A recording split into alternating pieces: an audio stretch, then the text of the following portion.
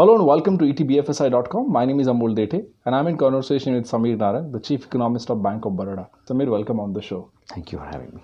I'm really glad to have you on the show right now because, everybody is cribing about the economy in India right now. The GDP is low, the consumption is low. PSU banks, specifically the government-owned banks, are not, have squeezed the liquidity and not financing the NBFCs and other sectors. The other sectors and industries are crying. I would like to learn from you. How do you actually view the current economic crisis? Let's take a step back Sure. into the current macroeconomic situation and see how it has unfolded and what is the way out. I think the seeds of the current issues with regards to NPLs and with regards to current slowdown have been coming for some time. For instance, you will see that after the lending that was done in the previous slowdown, 2008 to 9, and to get us out of that slowdown, the government at that time did a fiscal stimulus, as well as a plan was formulated to finance infrastructure, essentially power sector. And those loans were disbursed, sanctioned and disbursed, and that did take growth back to 8%. And after that, we had this era of policy paralysis, and a lot of these loans have subsequently become delinquent. In between, we also had macroeconomic crisis because of the taper tantrum, and India was part of the Fragile Five. And you had large decline in the value of the rupee vis-a-vis the dollar and the other emerging market currencies. And there was where we were. After that, you have seen oil prices coming off significantly. India has got a large, positive boost to its economy because of that. The terms of trade have turned favorable. And in the interim, we saw a reasonably good pickup in growth. Now again, we've seen a slowdown, and the slowdown is also related to the AQR that was done at that point in time for the assets that became delinquent.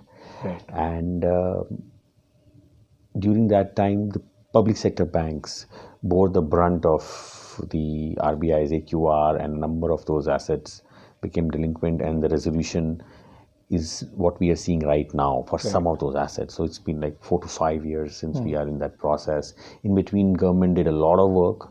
They introduced the IBC, then frameworks were set up because we never had a framework like that. And it is eventually bearing fruit now. And in between, the NBFCs and the private sector banks took the mantle of financing growth, because PSBs had to step back, and the government also did a large recap of more than 2.11 lakh crore, in which the amount was given to the public sector banks as capital, so as to make sure that they had enough capital to go through the asset quality cycle and then finance growth. The good thing is that the public sector banks have seen through the worst of the cycle. Though the RBI's FSR released last month says that again there will be an NPA cycle, but it's nothing compared to what we have seen. It's a sort of much smaller version of the previous cycle that we've seen. So my sense is the public sector banks will be much more stronger in the last, what we have seen from the last cycle. There are fewer of them left who are more stronger, who will be much more adequately capitalized, who can invest in technology and reap the economies of scale and scope which come with such massive investments in branches and in technology. So to answer it, I think the future is brighter, but the dawn is darker. Quite interesting, Sameer. But when you say that the PSU banks are more stronger now than they were earlier, again, the financial stability report of RBI clearly says that there might be a rise in the NPAs in 2020.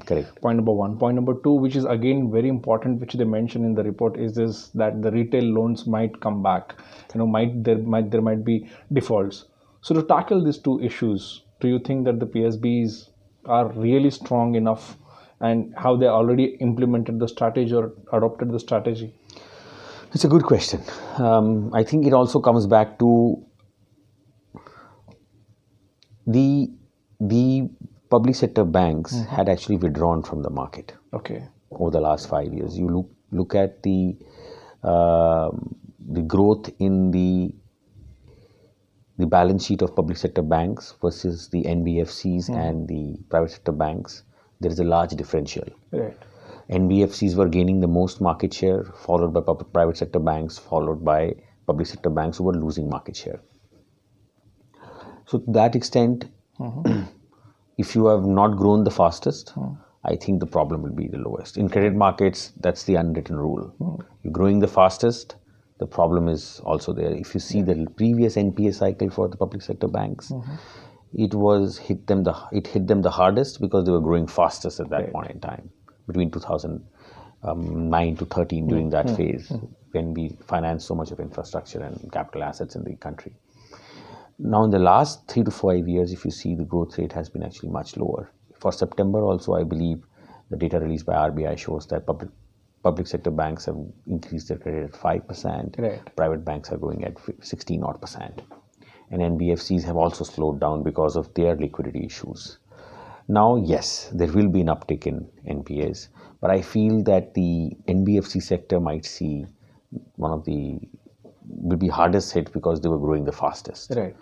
And the interlinkages between the shadow banking system or the NBFCs and the public sector banks will be seen in the higher NPLs also for public sector banks. But I think compared to what you've seen, the problem will not be of that big a quantum.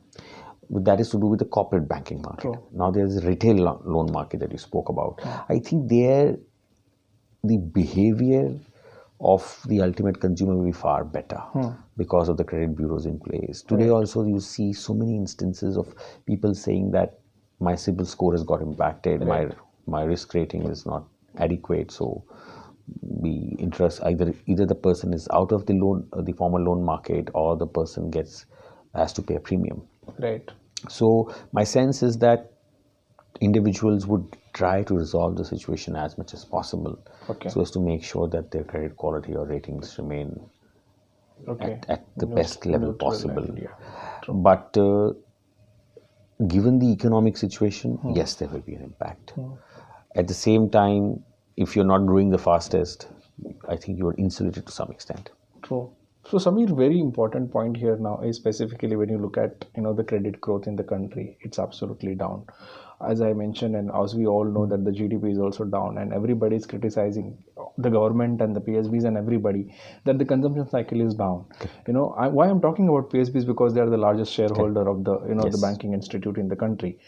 What do you think will drive the banks to infuse the liquid into the market? What do you think bankers will require to take that liberty to go into the market and say that, hey, I'm ready, do you want a loan? Let's look at the issues right here, right now. So what are the banks doing today? As the entire banking system, we are depositing upwards of 2 lakh crore at the RBI's overnight window, because the credit growth is lower than deposit growth. So deposit growth is running at around about 10%, and credit growth is running at around about 8%, something less than 8%. So we have that extra liquidity. What are we doing with it? We are depositing with the RBI. Most of the banks like us earn 5.15 when we deposit, or maybe less than that, at the RBI or on the overnight window, right? And because that is the rate at which the transactions are done, and actually the reverse repo rate is even lower than that by 25 basis points. So we are earning, say, 5% or thereabouts. And if you look at the weighted average borrowing rate for the system, I think it will be also closer to that. So we're not making any money on this, right? We're just taking this transaction, parking it there. Probably we're losing money because we have operating cost of generating these deposits from retail borrowers. So it's not a good situation for us also. We would not like to do it. The reason why we are doing it is because there's not adequate demand also in the economy right now. There is a demand issue. Right. And the kind of risk profile that you would like to lend to those kind of customers in the market are not looking for loans. They're actually, maybe they are deleveraging. If you look at India's corporate debt to GDP ratio, in terms of the GDP of the non-financial corporate sector and the debt of the non-financial corporate sector, it's stable or it's coming down. Actually, it's been coming down since 2009-10 when it peaked.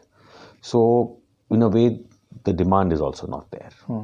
So, the issue then is to generate adequate demand. And we've seen in the previous historical cycles that in the previous NDA government, we had this golden quadrilateral which was launched, and we saw a very large network of roads that was built that led to demand creation. Similarly, in the UPA government, we had the power sector which got its share of investments, and we saw that driving growth. And interestingly, the government has recently released a report on the infrastructure pipeline, the national infrastructure pipeline, that tells you a way forward, that the government may be looking at stepping up investments in infrastructure, because without that, the demand may not revive anytime soon, because the global demand conditions are also not at all favorable at this point in time. So we'll have to create domestic demand, and the domestic demand by the government can be created in infrastructure sector. We need to invest in infrastructure to upgrade our infrastructure to make it world class, so that we can compete with the other emerging markets and other markets, producer markets in the world. So you've seen that there is a reasonable progress which we have seen in ease of doing business. Similarly, if the infrastructure capability of the country is also improved, my sense is that you will see growth picking up over a period of time, and obviously PSBs will be driving that through the so I wanted to come back on this national infrastructure policy, obviously, which the government has launched recently, and in fact even many initiatives that the government have taken in last 2 to 3 months, whether the reduction in corporate tax or doing some thing here and there for the ease of doing business. But again, the reality is, bankers had folded their hands. Perhaps now they feel at least there is some liberty, but they had folded their hands when it comes to liquidity or circulation of money into the market, right? But now, after this national infrastructure policy, what could be the ways for government, to generate the funds, to manage the funds? Because PSBs, I do not know, or the government banks or even the private banks will actually look at this very seriously. That's a very, very interesting question, and I think the government itself has answered that, that it is looking at large-scale asset monetization. The first phase of asset monetization began with the takeover or merger of some of the large central public sector enterprises, whether it was Hindustan Petroleum going to ONGC or some other such deals. Now the government is looking at actually selling some of these large assets to private sector players, whether domestic or global. That helps you in bringing funds from abroad, as well as, most importantly, technology also. Some of these technologies which are available abroad, if they are catapulted into the domestic economy, the growth naturally improves at a faster pace. So I think it's a very, very good initiative. And as you would see some of these assets getting monetized, the government will create a self-sustaining cycle in which you are monetizing assets and creating more assets, which you can be monetized maybe a decade or 2 decades from now. So in a way, I look at it as a very, very positive cycle, which can be a self-sustaining cycle of drawing in private sector, drawing in foreign companies, and with good technology and management techniques, and improving the returns on some of these sectors and kickstarting the investment cycle. Great. Quite interesting, Sameer. Yes. Thank you so much for sharing those thoughts, and thank you so much for talking to us. Thank you so much for having me. Thank you. Thank you. Thank you. Thank you. And thank you so much for watching ETBFSI.com. Stay tuned. Stay connected to ETBFSI.com for the special coverage on banking and financial sector from around the globe. Thank you.